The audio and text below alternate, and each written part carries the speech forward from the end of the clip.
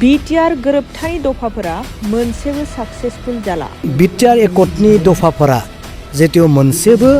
Successful जाला नङा होमबा?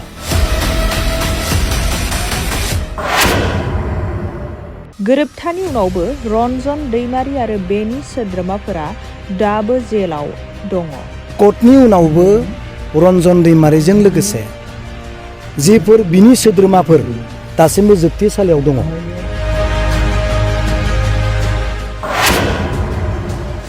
बिटिआरखौ सालायनो मोनैयाव हाग्रामा महिलारी बिथाङा रायजोजों होसोजानायनिफ्राय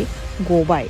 आरो रायजोनि गाज्रि नोजोरनिफ्राय बासायबाय। बिक्रम दैमारी हाग्रामा महिलारीया बिटिआर गभर्नमेन्टखौ सालायनो मोनैयाव रायजोनि नोजोरनिफ्राय गाज्रि नोजोरनिफ्राय बासायबाय बा रायजोजों होसोजानांगौनिफ्राय हाग्रामा महिलारीया बासायबाय बे बिटिआर गभर्नमेन्टखौ सालायनो मोनैयाव।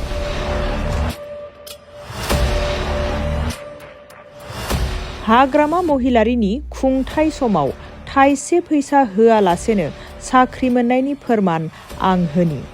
थां आरो सोंहै दानि दुलाराय बर' फरायसा आफादनि नेहाथारि खनिन्द्र सारनाव सोंहै बेनि मास्टार साख्रिनि समाव थाइसे फैसा होदोंमोन नामा? बिक्रम दैमारीनि बिबुंथि। हाग्रामानि समाव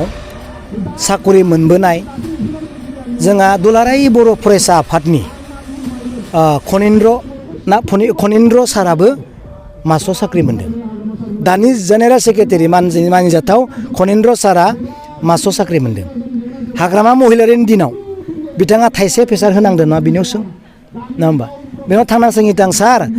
बिक्रम दैमारी फंबाया बिदि बुंदों जे नोंथाङाबो हाग्रामा महिलारीनि समाव साख्रि मोननायनो दा नोंथाङा थाइसेफोर फैसा होनांदों नामा बिनियाव सोंहैथां। हा इबसुनि सेक्रेटारि बियो दा खनिन्द्र सारा प्रमानखौ बे होगोन थाइसे फैसा बे होनाखै मिथिबाय। सोरनिबा दाउ जाहोदोंबो जानो हागौ आं बेखौ मिथिया। मानिजाथाव कख्लाबारिनि MCLA मुन्टु सारनि बिसि मेडामनाव बिसोरनाव थां आरो सोंहै बिसोरनि साख्रि मोननायाव थाइसे फैसा घुस होनांदोंमोन नामा? बिसोरनो खिन्थागोन बेफोर हाग्रामा महिलारीनि गोहोआव थानाय समनि फिथाइ।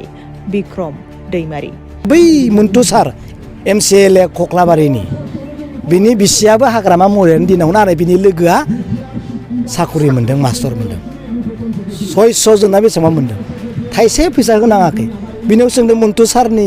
बायद'नियाव सोंहै थांदो नोंथाङा फैसा होनांदोंमोन नामा हाग्रामा महिलारीनि समाव साकरि होनायाव सोंहै थांदो।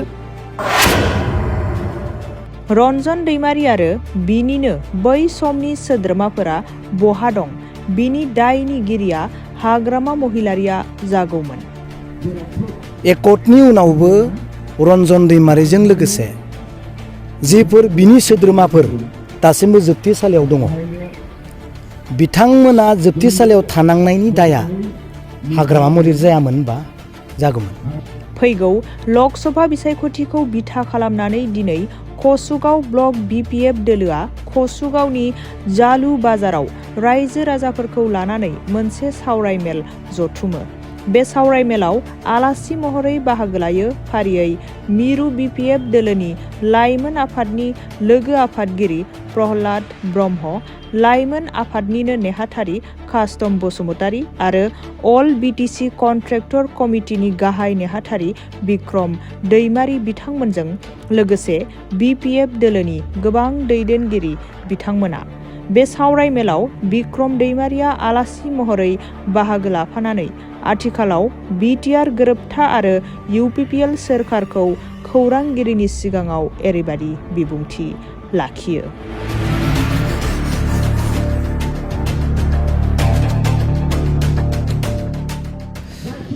आं बेखौ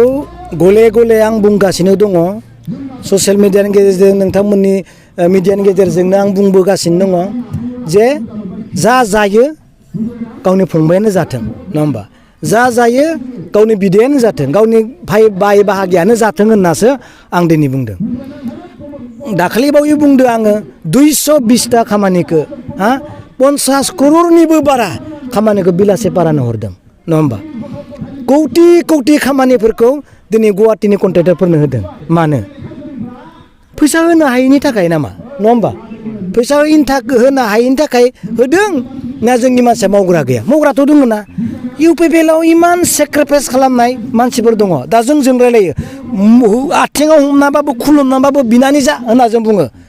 आरो जुदि पार्सेन्ट हरनो गैयाबा जों हरगोन ना बेखौबो बुंबावो जों हरगोन नोङो खामानिखौ आदे खालामनानै ला गैयालै पार्सेन्टआ बारा हा नङा होमबा पार्सेन्ट बारा बेलेगनिया होयोदां पार्सेन्ट बारा नङा होमबा बिनिखायसो कारना मा जानो हागौ हा बेलेगाथ' फैसा गोनां ना नों बिलासिपारानिफ्राय क्रर फैसा दोङो गुवाहाटि नगाव मरिगावनि दिल्लीनिफ्राय कौटि फैसा दोङो बिथांमोना होयो खोमा नहले मानो होआ गावनि फंबायनि मानो होआखै इमान सेक्रिफाइस खालामबोनाय एबसुनि दैदेनगिरि एक्स एबसुफोर दङ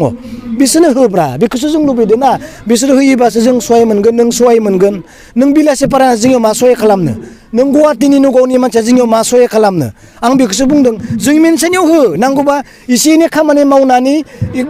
एसे गाज्रि खामानि जानाया जेबो नङा जाथोना बेलेग मानसिया मानो जाहोबाय थानांगौ आं बेखौसो बुंबाय थादों नङा होमबा बाहेरानि मानो जाबाय थानांगौ आं बेखौसो बुंदों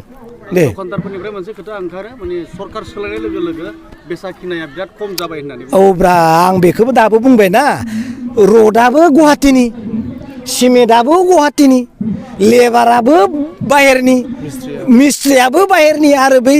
मा होनो टाइल्सआबो बाहेरनि बिटिसिनि दखाना मा खम सोलिनो जोंनि डिमाकुसियावनो जादों बिराद गोदो 13 कौटिनि माबा बानायबाय स्टेडियाम बनायबाय रड दोंसेबो जोंनि डिमाकुसियाव लाया सब बाहेरनि कयल मोनसेबो लाया कुनु मोनसे बिन्दो लेबार कुनु जोंनि डिमाकुसिनि गैया डिमाकुसिनि दखाना खम सोलिगोन बिटिसिनि फैसायावसो फैसायाथ' आरो बिटिसिनि फाग्ला बेखौनो बुंदों प्रमद बर' सार बिथांखौ बुंदों नोङो नोंनि फंबायखौनो जाहो बिल्डिं लुहो गारि बायहो बास बे जोंनि बिटिसिनि फैसा नङा होमबा बास आङो दिनै बे हाबाफारियाव फैनानै बेखौनो बुंदों हाग्रामा महिलारिया बिटिआर गभर्नमेन्टखौ सालायनो मोनियाव रायजोनि नोजोरनिफ्राय गाज्रि नोजोरनिफ्राय बासायबाय बा रायजोजों होसोजानांगौनिफ्राय हाग्रामा महिलारिया बासायबाय बे बिटिआर गभर्नमेन्टखौ सालायनो मोनियाव रायजोआ बिथांखौ साव होगौमोन दुलाराय बर' रायजोआ बिथांखौ जाति द्रुहि होनना बुंगौमोन सोरबा हाग्रामा महिलारिखौ मुर्ति बनायना सावगौमोन सोरबा बिमा सोरबा बिफाया बेखौ साव होनायजों खुदै मुजुदेरगौमोन बेफोर गासैनिफ्राय हाग्रामा महिलारिया दिनै बासायबाय होनना बुंदों आं रायजोनि सिगाङाव मानो थाखाय कारन बिटिआर एकर्डनि दफाफोरा जिहेतु मोनसेबो साक्सेसफुल जाला नङा होमबा बे साक्सेसफुल जायैनि दायनिगिरिया जेब्ला हाग्रामा महिलारि गभर्नमेन्ट खालामगौमोन हाग्रामा महिलारिया दायनिगिरि जागौमोन आं नाम्बार 1आव बुंदों एकर्डनि उनावबो रन्जन दैमारिजों लोगोसे जिफोर बिनि सोद्रोमाफोर दासिमबो जोबथेसालियाव दङ बिथांमोना जोबथेसालियाव थानांनायनि दाया हाग्रामा महिलारि जायामोन होनबा जागौमोन हाग्रामा महिलारि दाय जागौमोन जे एकर्ड जानायनि उनाव नों मानो रन्जनजों लोगोसे केदारफोरखौ मानो जेलनिफ्राय नों दिहुनाखैसै दायनिगिरि हाग्रामा जागौमोन नङा होमबा नाम्बार 1आव मानो एकर्डआव थाखानाय सासे सिगनेटारिखौ नों मानो जोबना दोनखो दायनिगिरि हाग्रामा जागौमोन मुगैगौमोन हाग्रामाखौ बिनिफ्राय हाग्रामाया दिनै बासायबाय नाम्बार 2 आं बुंदों सनितपुर बिश्वनाथखौ लानानै जा सिमां दङमोन हाजारटानि खाथियाव गामि सोसननायजों रुजु रुमु मोनसे फुल प्लेजेड डिस्ट्रिक्ट आरो फुल प्लेजेड मोनसे बिटिआर एकर्डआव थानाय बायदि गामि बारायनानै मोनसे संसारनायनि खोथा दंमोन नाथाय बेबायदि दासिमबो दिनै जायाखैसै बिनि दायनिगिरि हाग्रामा जागौमोन होनना बुंदों बै सनितपुर आरो बिश्वनाथनि रायजोफोरा हाग्रामानि मानसि होनब्लानो बिपिएफनि मानसि होनबानो होसोगौमोन नङा होमबा बेफोरनिफ्राय दिनै हाग्रामा महिलारिया बासायबाय नों दिनै एकर्डआवनो दोङो जे न'खराव साफा साख्रि होनाय जागोन बे बुंदों एकर्डआव दोङो जे पारामिलिटारि आर्मि पुलिसाव फ्रि रिक्रुटमेन्टजों कनसिडारेसन खालामनानै सेंग्रा सिख्लाखौ जों मेनेज खालामनाय जागोन होनना एकर्डआव दोङो नाथाय दिनैसिमबो बे जायाखैसैब्ला हाग्रामा महिलारि जुदि गभर्नमेन्ट खालामनायमोनब्ला दायनिगिरि हाग्रामा जागौमोन बिमा बिफाया साव होगौमोन जे नों मानो लेकआव थाखानायखौनो पारामिलिटारियाव एनडिएफबिफोरखौ मानो साख्रि सोआखैसै मानो जेलनिफ्राय दिहुनाखैसै मानो इयुथफोरखौ मानो नोङो साख्रियाव थिसननो हायाखैसै एकर्डआवनो दोङोमोन नों दायनिगिरि होननानै हाग्रामा महिलाखौ दिनै रायजोआ बुंगौमोन बेनि थाखाय हाग्रामा महिलाया दिनै बासायबाय होनना आं रायजोनि सिगाङाव बुंदों आरो बेखौबो बुंदों स्कुल प्रभिन्सियेलाइज एकर्डआवनो दोङो गोबां दङ आं मेनखौ बुंदों स्कुल प्रभिन्सियेलाइज कलेज प्रभिन्सियेलाइज बे सरकारि स्कुलफोरखौ बे सरकारि कलेजफोरखौ सरकारि खालामगोन होनना एकर्डआव लिरनाय दोङो नै दाखालि बै 10टा कलेजखौ प्रभिन्सियेलाइज खालामदों ना दरमाहा मोजां ना माबा मोनसे एमेन्डमेन्ट दङ ना मास्टरफोरानो फुल प्लेजेड प्रभिन्सियेलाइज जादों जेबो गैया बिनि दायनिगिरि हाग्रामा जायामोनबा स्कुलखौ नों मानो प्रभिन्सियेलाइज खालामाखै मानो सरकारि खालामाखै होनना हाग्रामाखौ हमामोनबा बे गासै बिटिआर एकर्डनि दफाफोरा जितु मोनसेबो दिनै रायजोनि गोसोखौ गोजोन होनो हाग्रामा महिला गभर्नमेन्ट खालामनायमोनब्ला बिनि दायनिगिरि हाग्रामा जागौमोन होनना आं रायजोनि सिगाङाव दिनै फोरमायदों बेनो जों ससियेल मिडियानि गेजेरजों मिथिनो मोनो हाग्रामा दैदेननाय समाव गोबां रां लानानै साख्रि होदों होननानै प्रमद बर' बिथाङा बुङो बेनि सायाव मा बुंगोन माने हाग्रामानि समाव गोबां मानसिया रां लानानै माबा होदों साख्रि होदों दा बेखौ जाय बुंग्रा बिसोर प्रुफ होनांगौ जायो नाथाय आङो लाइनि प्रुफखौसो आं नोंथांमोननियाव बुंगोन दा हाग्रामानि समाव साख्रि मोनबोनाय जोंहा दुलाराय बर' फरायसा आफादनि खनिन्द्र साराबो मास्टार साख्रि मोनदों दानि जेनेरेल सेक्रेटारि मानिजाथाव खनिन्द्र सारा मास्टार साख्रि मोनदों हाग्रामा महिलारिनि दिनाव बिथाङा थाइसे फैसा होनांदों नङा बिनियाव सों नङा होमबा बेनाव थांना सोंहैदों सार बिक्रम दैमारि फंबाया बिदि बुंदों जे नोंथाङाबो हाग्रामा महिलारिनि समाव साख्रि मोननायनो दा नोंथाङा थाइसेफोर फैसा होनांदों नामा बिनियाव सोंहैथां हा एबसुनि सेक्रेटारि बियो दा फनिन्द्र सारा प्रमानखौ बे होगोन थाइसे फैसा बे होनो हायाखै मिथिबाय सोरनिबा दाउ जाहोदोंबो जानो हागौ आं बेखौ मिथिया दा नैथियाव सोंलायदो जे आं मेन लिडारखौनो बुंदों आरो नैथियाव सोंलायदो जे आं बै मन्टु सार MCLA कख्लाबारिनि बिनि बिसियाबो हाग्रामा महिलारिनि दिनावनो आरो बिनि लोगोआ साख्रि मोनदों मास्टर मोनदों 600 जोंना बेसेबां मोनदों थाइसे फैसा होनाङाखै बिनियाव सोंदों मन्टु सारनि बायद'नियाव सोंहै थांदो नोंथाङा फैसा होनांदोंमोन नामा हाग्रामा महिलारिनि समाव साख्रि होनायाव सोंहै थांदो बिथाङानो माबा जागोन बुंना साखि जागोन आरो होनांना होनाखै आं प्रुफखौसो होदों खनिन्द्र साराथ' थगायाना होनाखै होनाङि बुंगोन जा मन्टु सार MCLA नि हिन्जावाथ' बिसियाथ' थगायाना मैद'आ होनाखै होनाङि बुंगोन आं प्रुफखौसो बुंदों आंनियाव सोंनाङा आरो बिसिनियाव सोंबानो मिथिगोन बेखिनि खोथा जेखि जाया जों लुबैदों प्रमद बर'आ मावथों सार बिथाङा मावनो हानायखौसो जों लुबैदों आं माखौ बुंदों दाखालिबा बुंदों एकर्डआव थानायखौनो नों माव बै मुम्बाइआव गेस्ट हाउस बानायनो नागिरदों एकर्डआव दोङो मुम्बाइआव गेस्ट हाउस मोनसे बानायनाय जागोन बानायदों होनबा बायाखै नों